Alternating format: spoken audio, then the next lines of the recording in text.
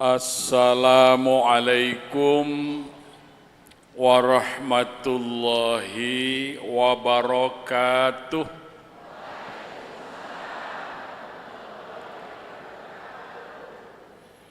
Alhamdulillahil qail innama ya'muru masajidallah man amana billahi wal yaumil akhir wa aqamas shalah wa ataz zakah wa lam yakhsha illallah fa asa ulaika ay yakunu minal muhtadin.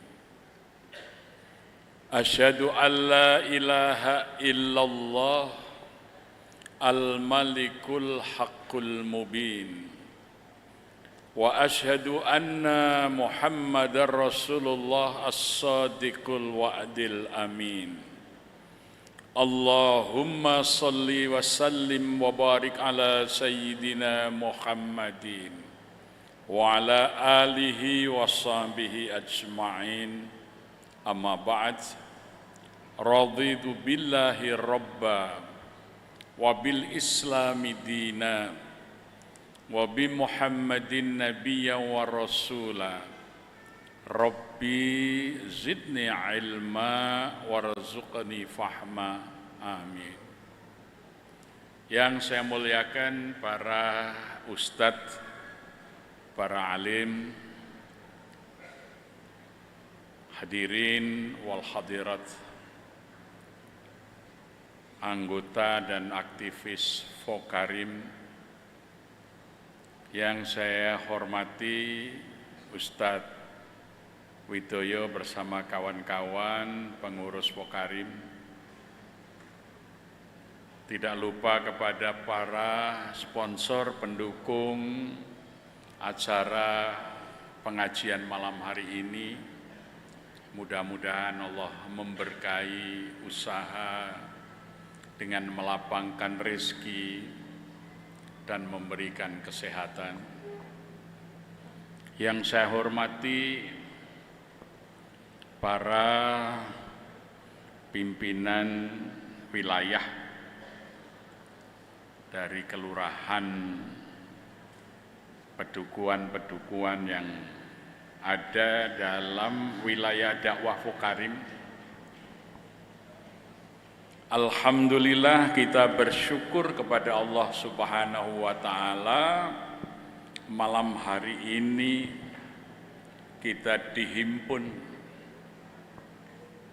dalam semangat bersama untuk memajukan umat melalui rumah-rumah Allah di bumi, yaitu masjid dan mushola.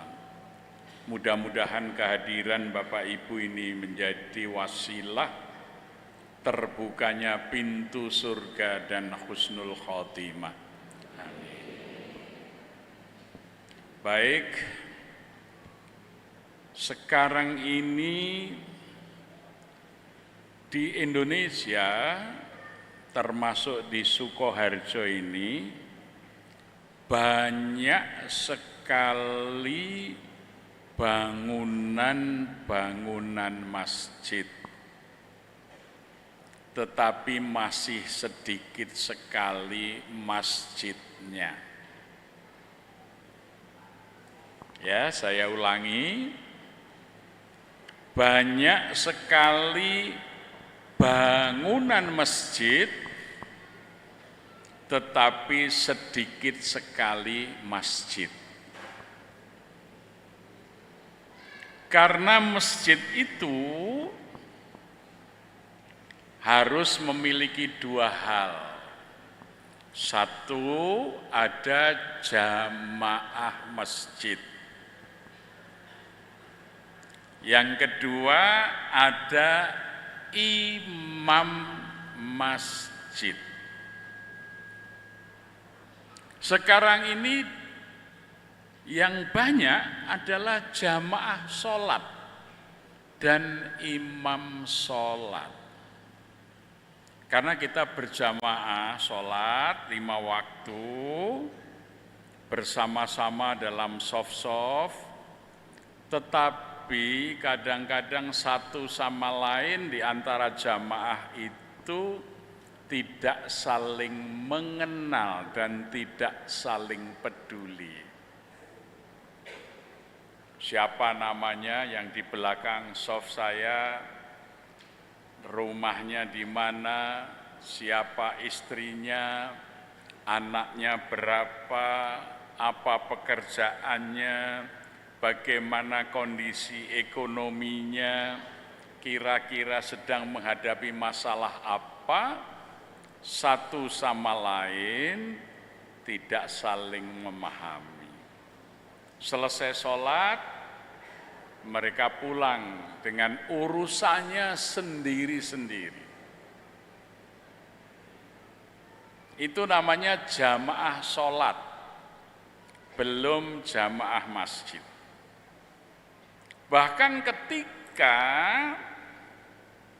jamaah yang biasa ada di soft belakang atau depan atau samping kanan kiri kita, sudah beberapa hari tidak nampak hadir, tidak satu pun ada yang peduli kemudian datang mencari, kenapa enggak sholat berjamaah lagi?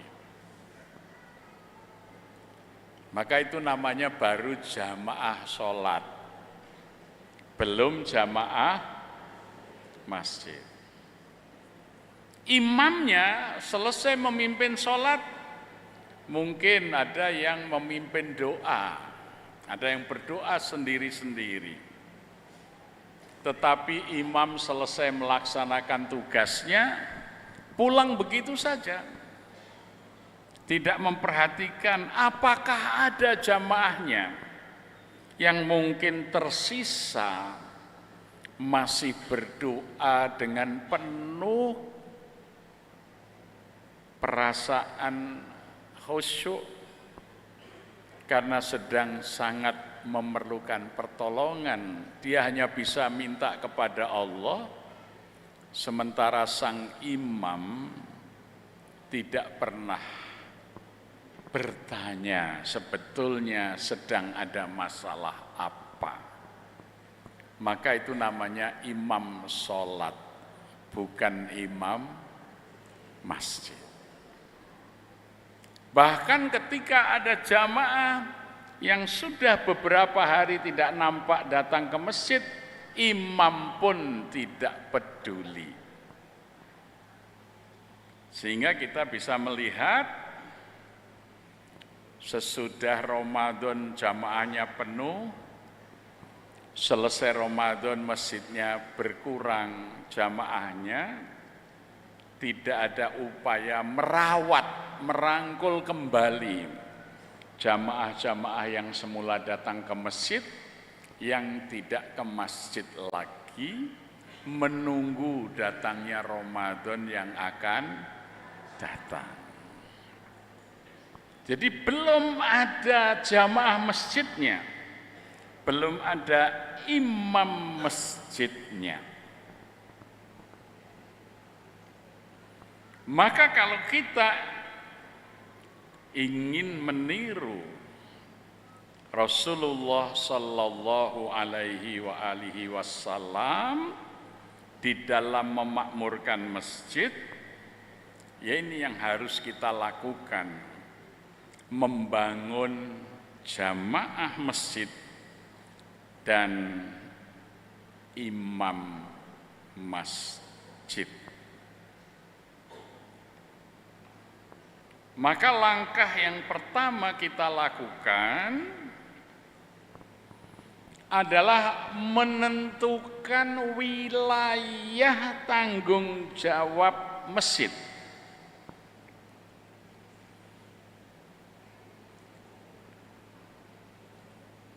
Ini saya meniru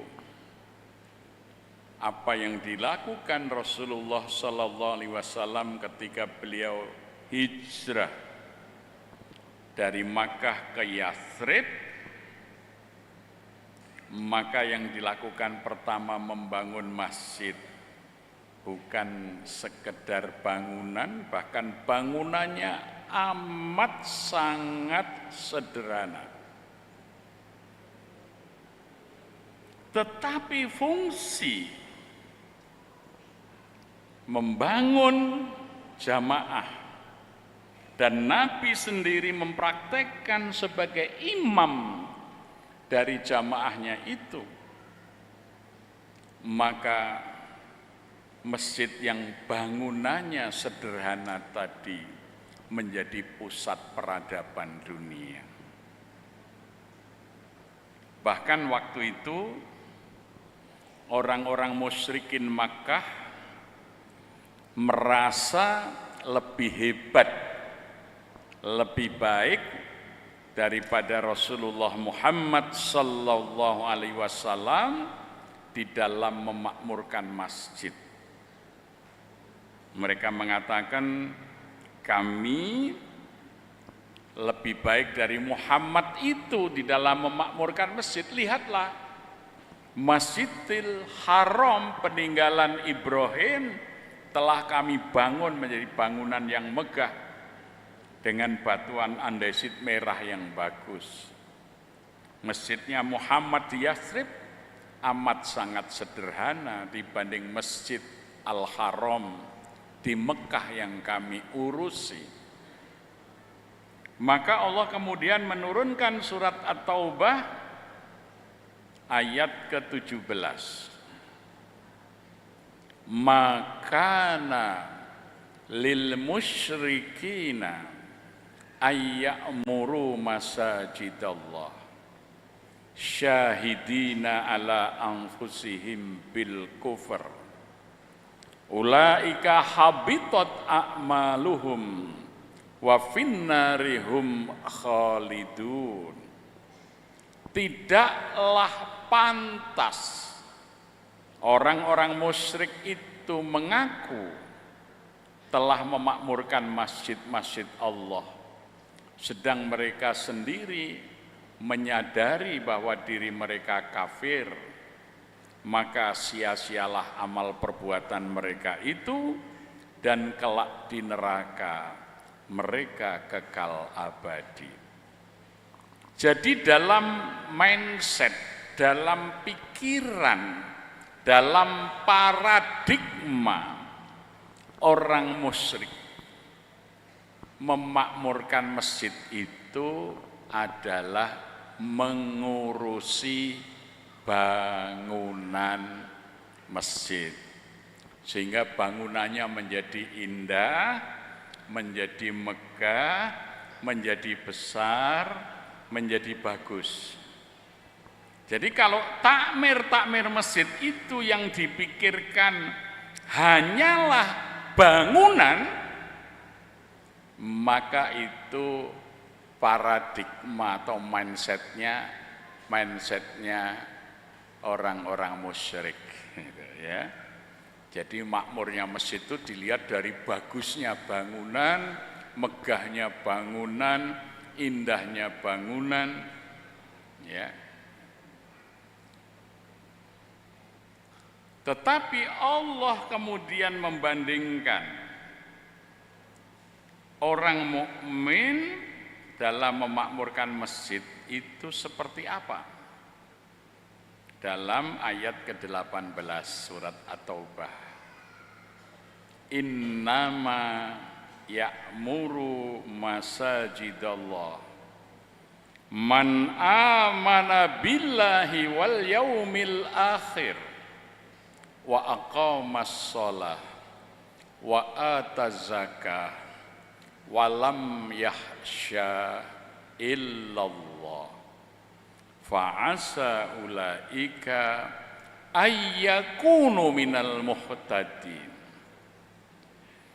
Hanya saja orang-orang yang memakmurkan masjid-masjid Allah itu ialah mereka yang beriman kepada Allah dan hari akhir.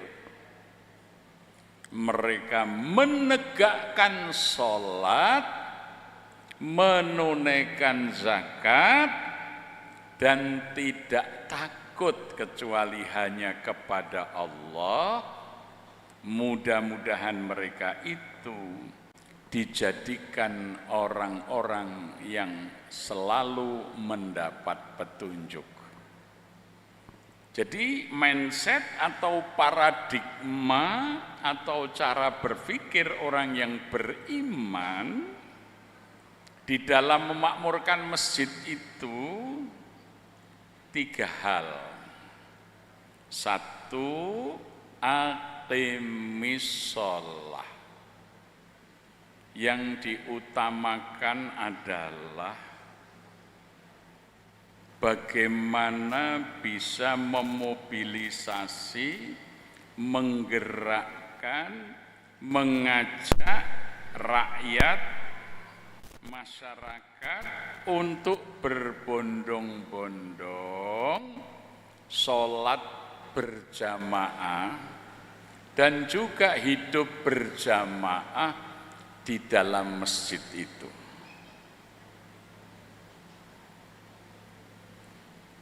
Aqimis shalah. Sholatnya ditegakkan, bukan sekedar dikerjakan. Jadi kalau kita itu sholat 5 waktu di rumah, itu namanya mengerjakan sholat, belum menegakkan sholat.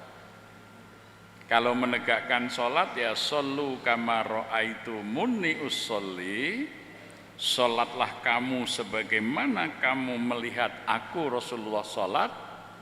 Rasulullah kalau sholat wajib pasti dilakukan berjamaah di masjid, kecuali beliau dalam keadaan sakit yang berat atau dalam perjalanan.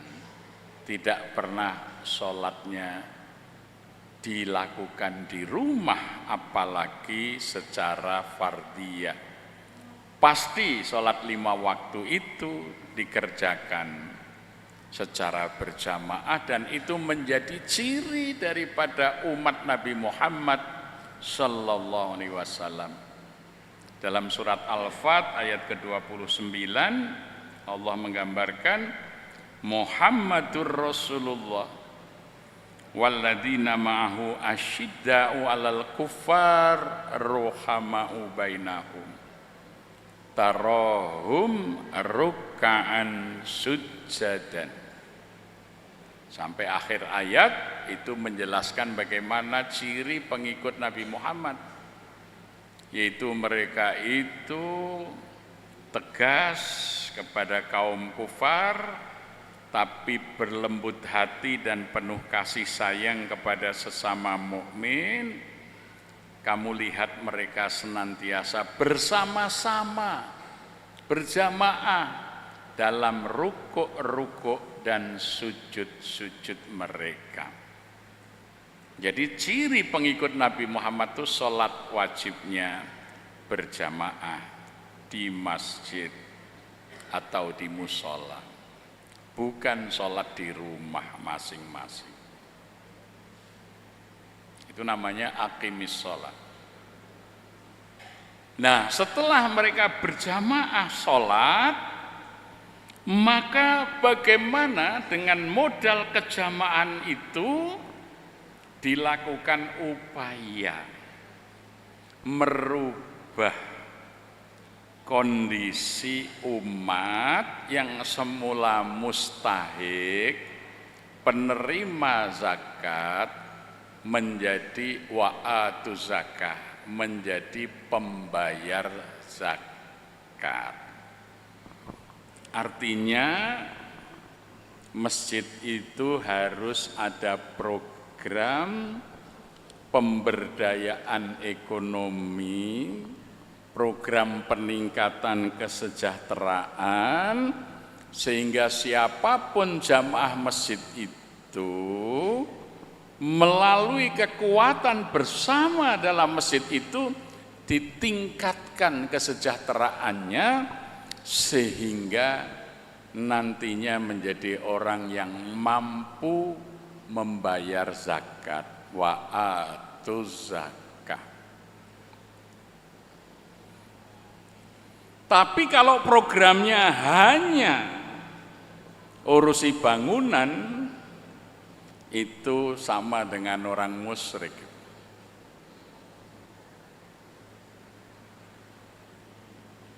Makanya infak masjid itu di masa Nabi dikelola oleh Baitul Mal. Salah satu dari fungsi masjid itu adalah Baitul Mal, rumah harta yang menghimpun zakat, infak, sedekah, wakaf. Untuk apa? Untuk mensejahterakan jamaahnya, merubah nasib jamaahnya, sehingga jamaah masjid itu dari mustahik penerima zakat menjadi muzaki. Maka kalau ada masjid tidak ada program pemberdayaan ekonomi dan peningkatan kesejahteraan, itu bukan masjid namanya, karena tidak melaksanakan fungsi yang kedua, wa'atu zakat. Sekarang ini masjid hanya membentuk panitia penerima zakat, tidak punya program merubah jamaahnya menjadi pembayar zakat.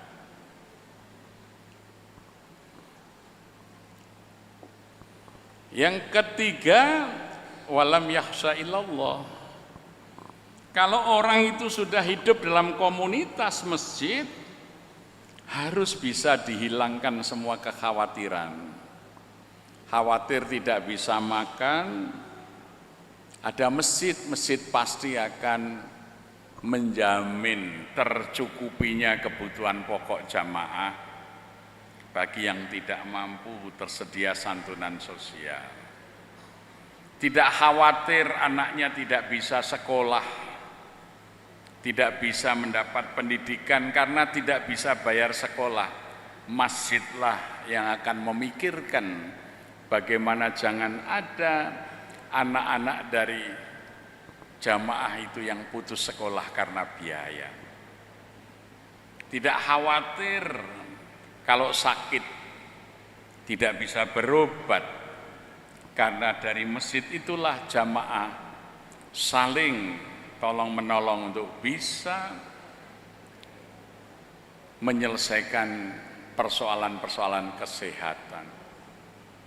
Kalau ada yang sakit, dibantu bagaimana biaya berobat dan lain sebagainya.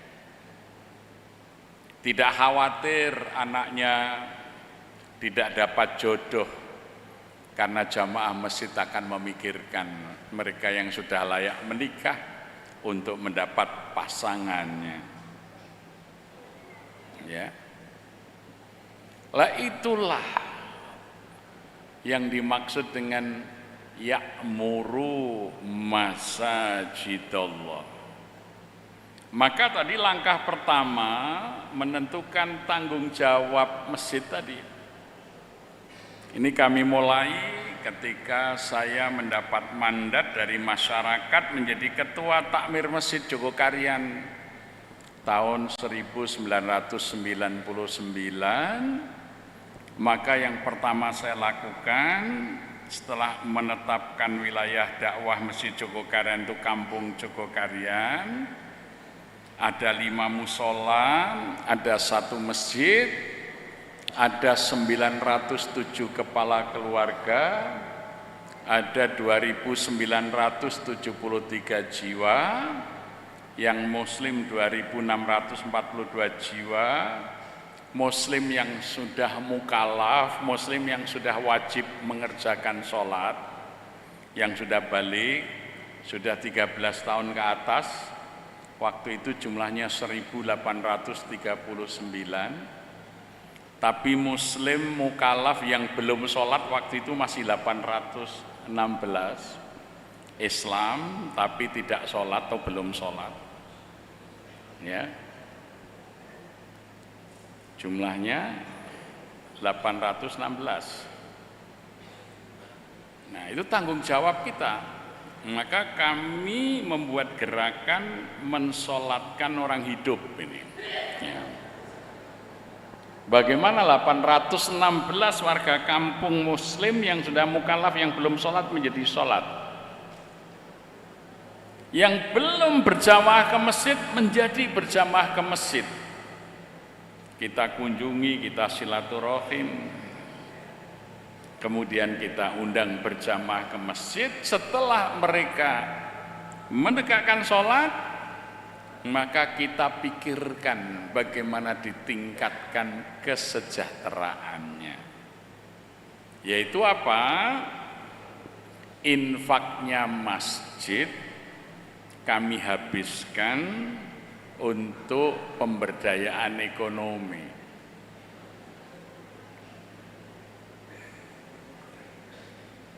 Jadi infaknya masjid itu sedikit saja sekedar untuk listrik nyala, kebersihan, lainnya kita gunakan untuk memulai memberikan bantuan modal usaha kepada jamaah-jamaah kita yang tidak ada pekerjaan, yang tidak punya penghasilan. Pada waktu itu 1 tahun yang bisa bayar zakat di Masjid Jogokaryan hanya 19 orang. Zakat malnya itu hanya 5 juta yang terhimpun. Tetapi setelah uang masjid itu kita gunakan untuk program pemberdayaan, sekarang kami sudah punya 659 pembayar zakat atau muzaki. 80% dulu mustahik. Sekarang zakat malnya 1 tahun mencapai 3,2 miliar. Jadi yang dulu menerima zakat sekarang membayar zakat. Jadi uangnya masjid dikelola melalui Baitul Mal masjid untuk apa? Untuk wa'atuz zakah, untuk membangun jamaahnya agar berubah kondisinya dari penerima zakat menjadi pembayar zakat.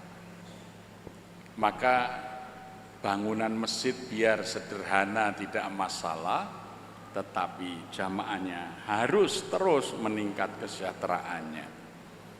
Nanti membangun gampang kalau jamaah sudah sejahtera, pasti masjidnya akan diperbaiki. Jangan sampai masjidnya bagus, megah, tetapi jamaahnya miskin. Itu cara berpikir orang musyrik. Yang diutamakan bangunan.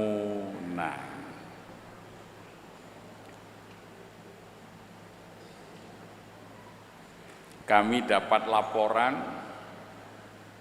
tahun 2003, Pak, keluarga Fulan itu tidak tiap hari bisa menanak nasi karena tidak cukup mampu untuk membeli beras. Maka kami buat gerakan, saya minta jamaah ibu-ibu, bapak-bapak, kalau menanak nasi di rumah daripada sisa nasi terbuang, lebih baik sisihkan segenggam 2 genggam, dibawa ke masjid. Kami sediakan kotak untuk infak beras. Ternyata tidak hanya segenggam 2 genggam, ada yang bawa sekarung 2 karung, ada yang memasukkan di dalam kotak itu uang, sehingga uangnya terhimpun cukup banyak. Kami tidak beli beras, beli sawah. Hasil panenan sawah itu berasnya ditambah beras yang terhimpun, kita gunakan untuk membantu beras warga yang tidak mampu, sehingga tidak ada lagi orang yang tidak bisa menanak nasi karena tidak ada beras. Ya, bahkan yang menarik, ketika kami mau membeli sawah itu di daerah Moyudan Sleman, kita lihat ada iklan di koran dijual sawah. Kami datang sudah bawa uang mau bayar di notaris. Pemilik tanahnya itu bertanya, "Pak, ini masjid kok membeli sawah untuk apa?" Kami sampaikan, kami pengen punya penghasilan berupa padi, beras untuk menyantuni warga miskin. Karena tiap bulan kami membagi beras bagi warga miskin. Yang punya sawah tadi bilang, kalau begitu tidak jadi saya jual, saya wakafkan saja sawah saya. Jadi uangnya kami bawa pulang utuh. Karena kita berbuat memikirkan warga miskin, Allah memberi masjid sawah. Nah itu kita sampaikan publikasi kepada jamaah, alhamdulillah karena kita malah dapat wakaf sawah. Ada telepon lagi, "Pak, saya juga punya sawah di daerah Kaliurang sana, Jalan Kaliurang. Saya wakafkan ke Masjid Jogokarian kalau untuk itu." Akhirnya kita punya 2 bidang sawah. Tapi kalau masjid itu tidak mikirkan rakyat miskin tentang berasnya, tidak akan punya sawah kita. Nah sekarang kita setiap 15 hari, 2 kali dalam 1 bulan kita membagi sembako pada warga miskin. Masih lagi kita sediakan ATM beras bagi 1000 jiwa yang rentan miskin. KTP-nya itu sudah kita program di komputer mesin ATM beras, jadi kalau nggak punya beras dia tempelkan KTP-nya, jadi mesin ATM itu keluar beras 2,5 kilogram. Ya, kalau butuh beras tinggal datang ke masjid, klik ambil beras.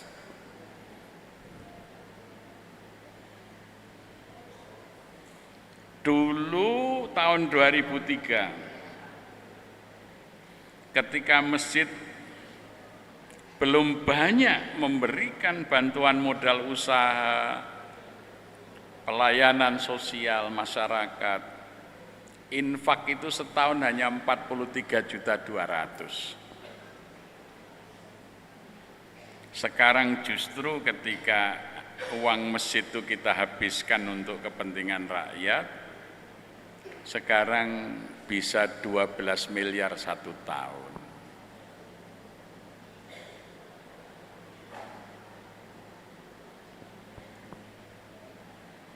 Jadi salah satu fungsi masjid adalah baitul mal. Maka infak masjid 100% kita upayakan untuk kepentingan rakyat. Bagaimana untuk bangunan masjid? Maka kami membuat gerakan wakaf produktif.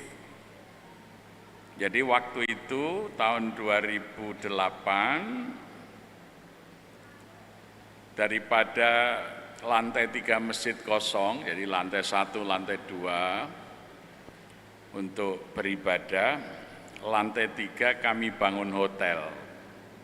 Karena Jogja itu kota pariwisata, kalau sudah liburan, weekend, Sabtu, Ahad itu kamar-kamar hotel kurang. Dan ada tren orang mencari hotel yang syariah.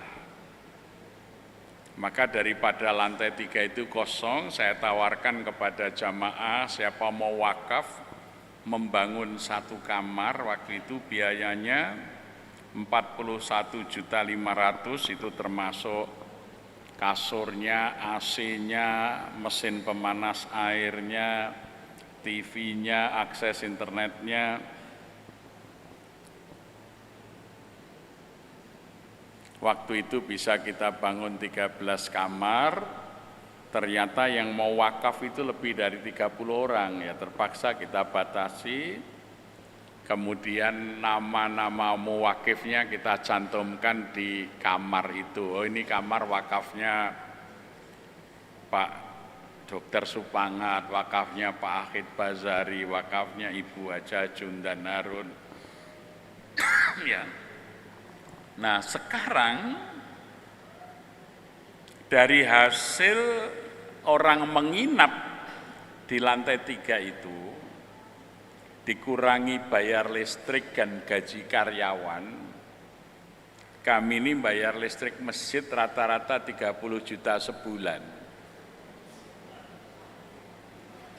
Karena 150.000 watt listriknya itu. Kalau listrik PLN mati, genset kita menyala menerangi kampung karena juga 150.000 watt.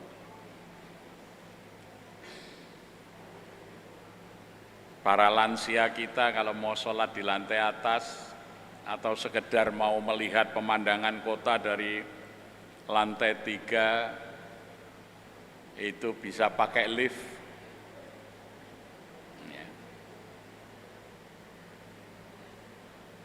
Kemudian karyawan masjid sekarang ada 24 orang. Karena masjid melayani 24 jam, mau rawuh jam berapa saja, masjidnya terbuka, lampunya terang benderang, kamar mandi siap dipakai 48 unit. Ya, 3 kali dibersihkan dalam 1 hari, 3 shift. Ya. Maka kemudian Masjid Jogokarian menjadi tempat transit orang-orang dari mana-mana kalau mau piknik ke Jogja, sekedar numpang istirahat, numpang mandi silahkan. Ya. Kalau hari Sabtu Ahad itu berapa bis saja, yang nginep kadang-kadang sampai berapa bis, apalagi kalau liburan seperti 1 Muharram itu sampai puluhan bis. Infaknya menjadi banyak karena pelayanan. Masjid itu terang benderang dari maghrib sampai syuruk. Tidak boleh lampu mati, tidak boleh AC mati, tidak boleh air macet. Pokoknya layani. Dan dijamin kalau ada pengunjung numpang istirahat, numpang sholat, hilang sendalnya, sepatunya. Kalau mereka bawa sepeda atau naik sepeda motor hilang, diganti baru. Kalau hilang, digaransi. Karyawan kita termasuk imam sholat. Ya, tadi saya sampaikan ada imam sholat. Yang mimpin sholat saja. Kalau imam masjid itu yang mengurusi, melayani seluruh jamaah masjid itu namanya imam masjid. Al-imamu khodamul jamaah. Imam itu yang melayani jamaah. Kalau imam sholat, itu yang memimpin sholat. Maka kita ambilkan yang hafal Quran, yang suaranya bagus, ini kita gaji. Kami baru bisa menggaji imam itu sebulan 10 juta. Ya.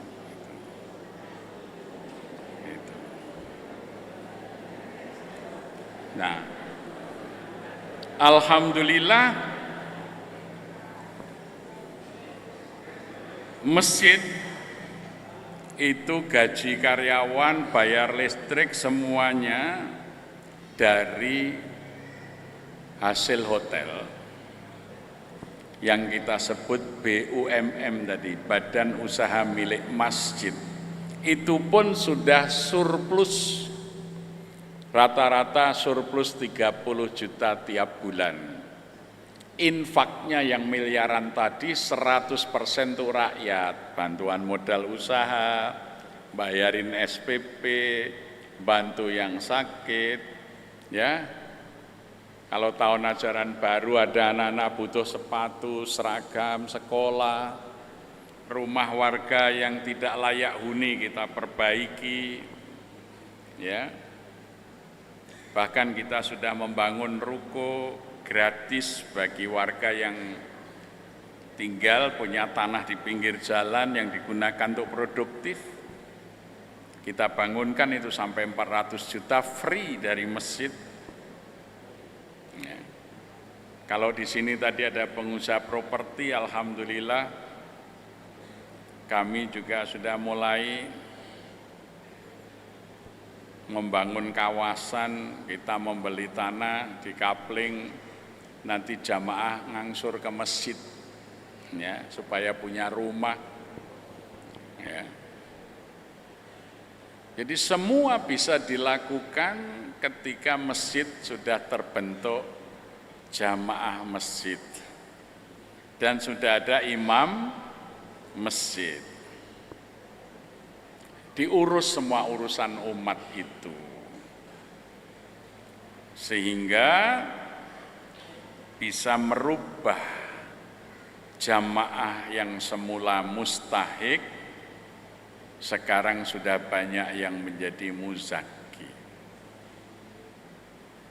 sehingga masjidnya menjadi ramai jamaah karena orang merasa kalau menjadi bagian dari masjid mereka terayomi.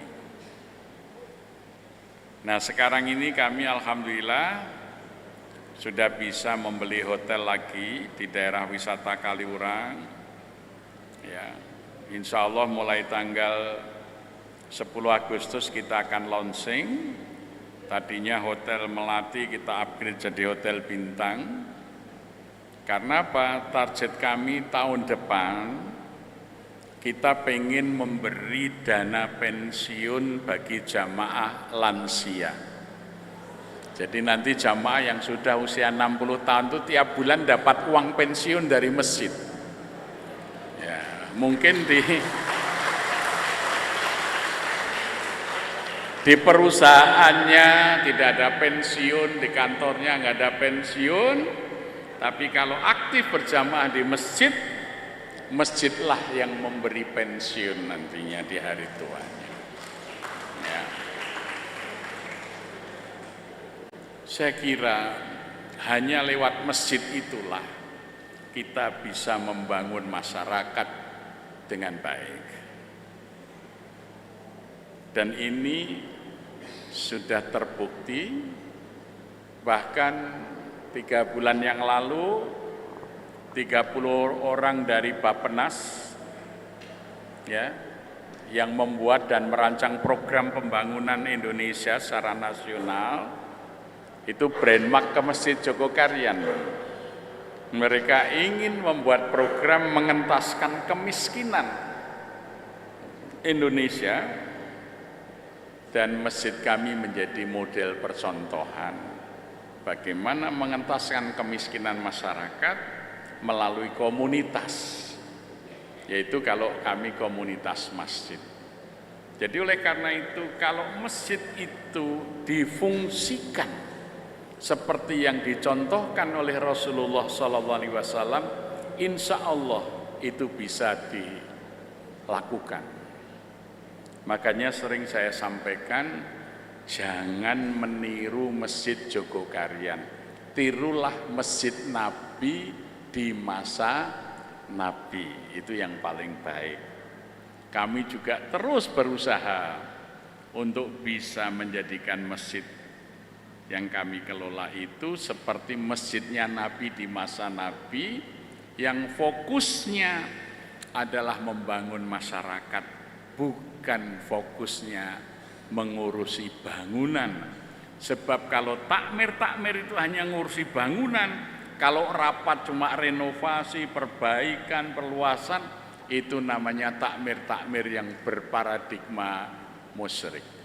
Jadi takmirnya harus berubah orientasi, mikir jamaahnya, bagaimana jamaahnya sejahtera. Insya Allah itulah masjid di masa Nabi. Demikian, mudah-mudahan bermanfaat. Assalamualaikum warahmatullahi wabarakatuh. Waalaikumsalam warahmatullahi wabarakatuh.